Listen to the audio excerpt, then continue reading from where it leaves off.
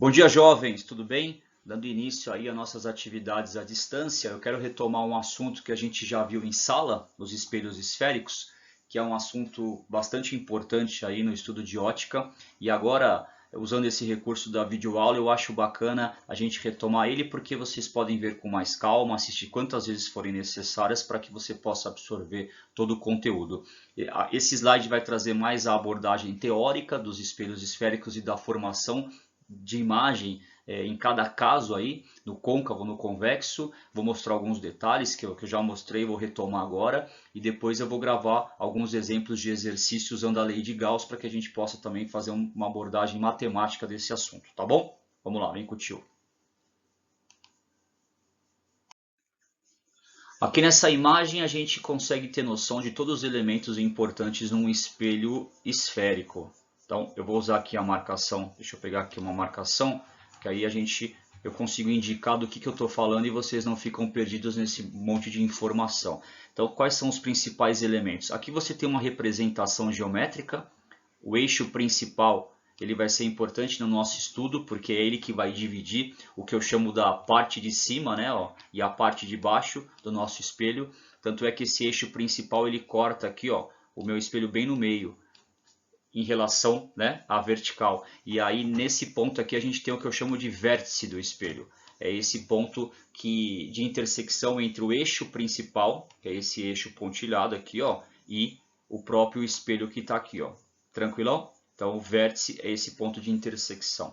E em cima do eixo principal a gente tem dois pontos que são muito importantes também. O primeiro que eu vou destacar é o centro de curvatura do espelho, tranquilo? E entre o centro e o vértice você tem o foco do espelho, tá? E aí eu já aproveito para destacar também, vou até mudar de cor, que a distância aqui, ó, do centro até o foco é a mesma, né? É igual à distância do foco até o vértice. A gente não pode esquecer disso. Então, essa distância aqui, ó, foco e vértice, é a mesma foco e centro.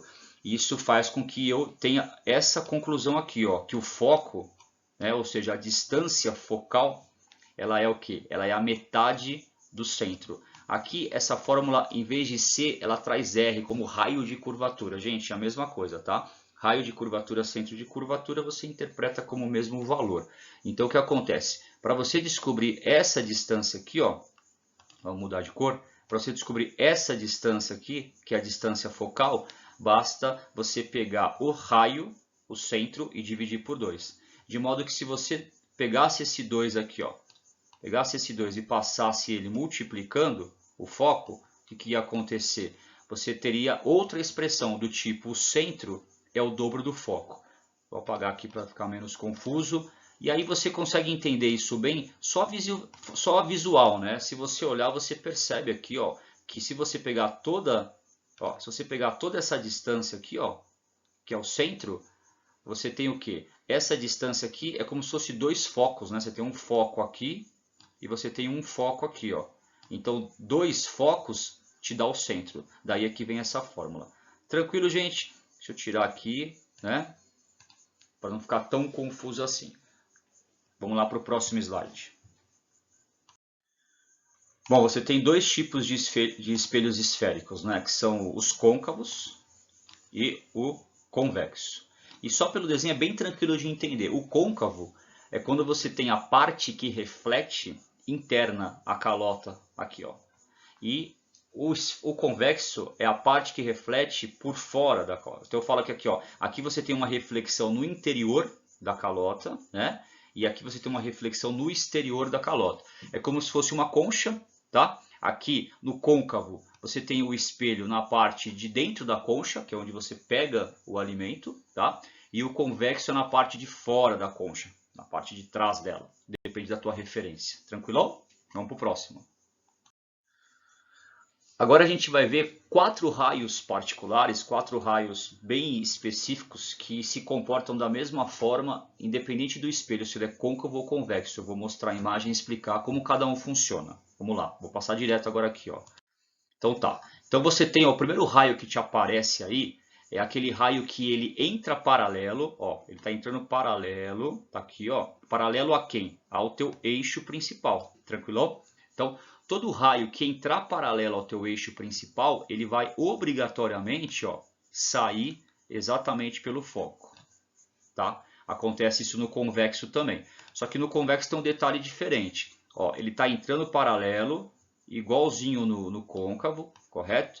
Só que aí ele não vai passar pelo foco, porque no convexo o foco e o centro eles estão aqui atrás do espelho, ó, aqui atrás. E a gente tem que lembrar que onde reflete é aqui, ó, aqui que é a parte refletora, tranquilo?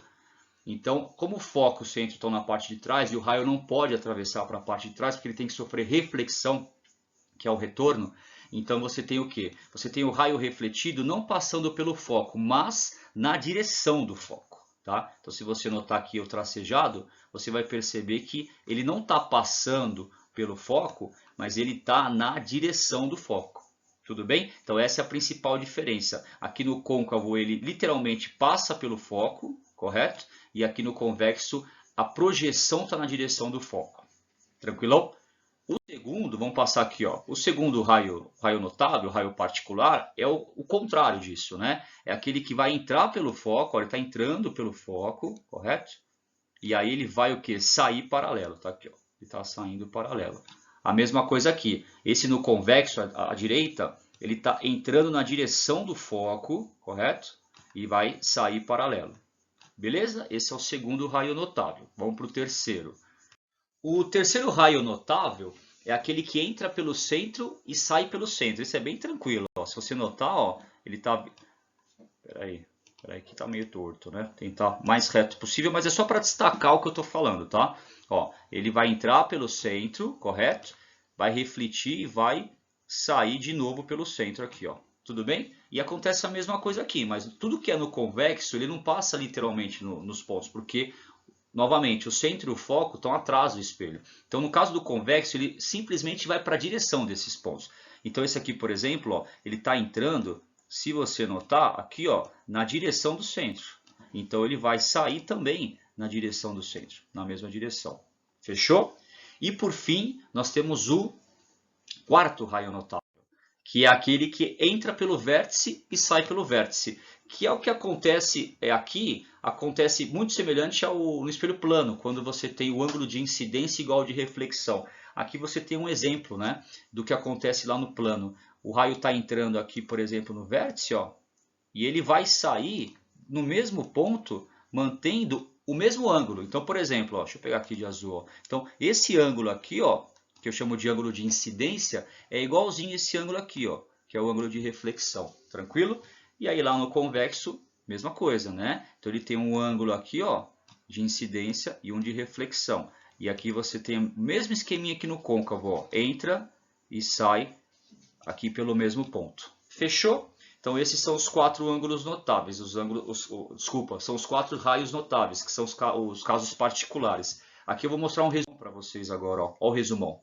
Então, gente, a vantagem da videoaula é que você pode parar, voltar quantas vezes forem necessárias. E eu sugiro que vocês façam anotações quando vocês acharem que o assunto, que você pode esquecer determinado assunto. Então aqui tem um resumão para você. Essa tela é muito importante, porque ela resume em uma tela só os quatro raios que eu falei. Ó. Então aqui, ó, deixa eu pegar de amarelo. Ó, esse entra pelo centro e sai pelo centro, entendeu? Esse aqui, ó, esse aqui está entrando paralelo e está saindo pelo foco. Esse aqui é o contrário, esse aqui é o contrário, ó. Ele entra pelo foco e sai paralelo, correto? Está aqui, sai paralelo. E esse entra pelo vértice e sai pelo vértice. Então é muito importante que você decore o comportamento desses quatro raios, porque esses raios vão ser utilizados para construir a imagem nos próximos slides que eu vou te mostrar. Bom, agora algumas características das imagens que serão formadas nos espelhos esféricos. Nós temos três análises em relação à natureza, à posição e o tamanho. E a gente precisa saber isso, beleza? Para caracterizar a imagem formada.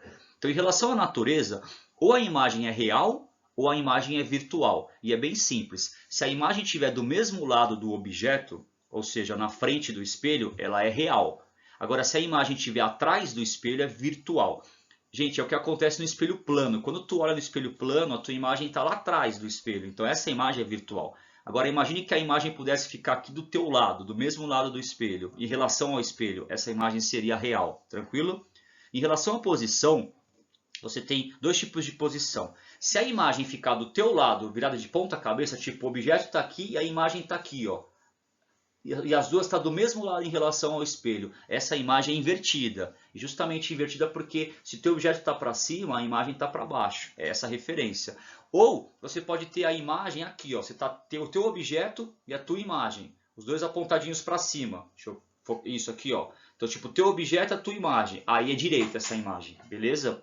Em relação ao tamanho, deixa eu tirar minha cara feia daqui, ó. Em relação ao tamanho, na verdade eu tenho que cancelar aqui, ó. Pronto. Tirei minha cara feia, né? Tá aqui, ó.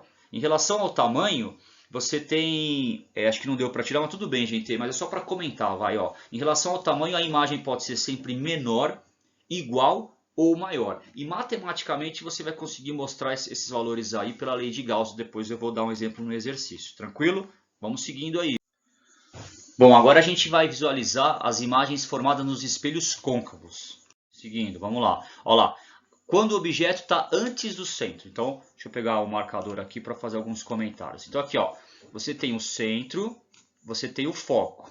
E aqui o teu espelho é côncavo porque, olha, ó, os raios estão entrando aqui na parte interior da calota, beleza? Então o que vai acontecer? Aqui está o teu objeto. Como é que você vai ter a formação dessa imagem aqui? É simples, é só você usar dois raios daqueles que eu falei para vocês. Você tem 4 tipos de raios notáveis. Raios particulares, você usa 2 e você constrói a imagem. Nesse caso, aqui foi utilizado o quê? Aquele que entra paralelo e sai pelo foco, e aquele que entra pelo vértice e sai pelo vértice. Esses dois raios se comportando daquela forma que eu expliquei, eles vão se cruzar exatamente nesse ponto. Aqui, ó, de vermelho. Aqui está o cruzamento deles, e onde ele se cruza fica a imagem. Bom, como é que caracteriza essa imagem então? Essa imagem é real, correto? Porque ela está aqui, ó, do mesmo lado em relação ao espelho, correto? Ó, então tá as duas do mesmo lado aqui, ó. Tranquilo? Ela é invertida, está bem claro por quê? Porque ela está de ponta cabeça, né? E ela é menor, nitidamente você percebe. Olha aqui, olha o tamanho do objeto, correto? Ele vai desse ponto até esse ponto, e o tamanho da imagem vai desse ponto até esse ponto aqui. Belezinha? Vamos seguindo então, ó. Então real, invertido e menor, beleza? Se esse objeto estiver em cima do centro, ó, sobre o centro, o que vai acontecer? Ó? Ele está aqui. Você nota já de cara, né, gente, que o tamanho é o mesmo. Ó. Então ele vai daqui até aqui e esse vai daqui até aqui. Tranquilão? A imagem é invertida, está de ponta cabeça e ela é real porque objeto e imagem tá do mesmo lado aqui em relação ao espelho. Então nesse caso você tem uma imagem real, invertida e igual. Tranquilo? E como é que eu descobri essa imagem aqui? Ó? Simples, usando os raios lá que eu mostrei para vocês. Esse raio aqui está entrando paralelo e está saindo pelo foco. Esse raio está entrando pelo vértice e saindo pelo vértice. Ou seja, se você ir utilizando esses dois raios, você consegue construir a imagem de qualquer objeto aqui, independente da posição que ele está. Mas o que eu quero mostrar para vocês, quando esse objeto aqui, ó, ele vai mudando de posição, a tua imagem também vai mudando de posição e vai mudando de característica, beleza? Então, vamos para o próximo. Ó, nesse caso aqui, o teu objeto está entre o centro e o foco, beleza? Então ele já andou um pouco mais em direção ao espelho. Ó, lembrando, o objeto estava aqui no primeiro caso, e aí você teve um tipo de imagem. Depois o objeto estava aqui, ó, no segundo caso, você teve outro tipo de imagem. Agora o objeto andou um pouco mais. Agora ele está aqui, ó. Ele está entre o centro, vou mostrar aqui, ó, está entre o centro e o foco. Tranquilo? É aqui que está teu objeto, ó. O que vai acontecer? Desenha aqueles raios lá, ó, paralelo, foco, vértice, vértice, e você vai ter o cruzamento agora aqui, ó. Entendeu? E aí, visivelmente, a tua imagem ficou maior do que o objeto, sim ou não? Olha o objeto aqui, ó, ó de objeto, tá? Olha o objeto aqui e olha a imagem aqui bem maior. Então, quais são as características desse tipo de imagem aqui, ó? Ela é real porque tá os dois aqui do mesmo lado do espelho. Ela é invertida porque tá de ponta cabeça e ela é maior pelo tamanho dela. Fechou? Bom, nesse caso, a gente andou mais um pouquinho com o nosso objeto e colocamos ele em cima do foco, tá bem em cima do foco. E o que acontece? Quando a gente vem desenhar aqui, ó, os raios que entram paralelos, saem pelo foco e o vértice, a gente nota que os raios não vão se cruzar, ó. Ó, eles ficaram o quê? Paralelos. Essa distância aqui entre eles, ó, o que acontece? Ela não vai nem aumentar e nem diminuir. Ela vai continuar igual por todo o percurso. Então, se não tem cruzamento de raios, não tem imagem. Então, quando o objeto está em cima do foco, ó, objeto sobre o foco, eu posso afirmar que a minha imagem é imprópria, não tem formação de imagem. Bom, e aqui é o último caso de imagem sendo formada em espelho côncavo. Por que eu digo último caso? Vamos retomar. Primeiro eu tinha o objeto aqui antes do centro. Depois eu tinha o objeto exatamente no centro. Aí eu andei com o meu objeto aqui, ó, para ficar entre o centro e o foco. A quarta imagem era aqui, ó, em cima do foco, correto? E agora, finalmente, eu vou ter um objeto que está entre o foco e o vértice. Ele está aqui, ó. Então, o que acontece quando o objeto está entre o foco e o vértice? Se você fizer o esqueminha de novo, ó, paralelo, foco, vértice, vértice, você vai reparar que os raios eles estão se afastando aqui, ó. Eles não estão se cruzando como nos primeiros casos. Mas, se eles estão se afastando aqui, ó, um do outro, é sinal que eles já se cruzaram. E aí o que você faz? Você vai prolongar esses raios aqui e vai verificar que eles se cruzaram aqui em cima, ó, e aí já na parte de trás do espelho. Então aí muda tudo, né? Então como é que ficaria essa imagem aí? Ela já não é mais real, ela é virtual, porque ela está aqui, ó, atrás do espelho. Tranquilo? Ela não é mais invertida, ela é direita, porque agora ela está apontada para cima, igualzinho o objeto. Tá os dois assim, lembra que eu falei? Os dois assim? Olha eu me matando aqui na tela, ó. Tá os dois assim, tranquilo? E agora ela é o quê? Ela é maior, né? Nitidamente maior. Aqui está o teu objeto, beleza? E aqui está a tua imagem. Tranquilo, gente? Então, esses são 5 exemplos de formação de imagem no côncavo. Agora vê os espelhos convexos. A vantagem é que nos espelhos convexos você só tem um tipo de formação de imagem, independente de qual posição o teu objeto tiver. Então lá no côncavo nós tivemos 5 tipos de formação, só que no convexo é só um. Graças a Deus, né? Menos coisas para você tentar entender aí. Mas eu tenho certeza que você vai conseguir entender facilmente isso aí se você assistir esse slide 1, 2, 3 vezes e fazer os exercícios que eu vou te passar. Beleza? Vamos finalizar isso aí.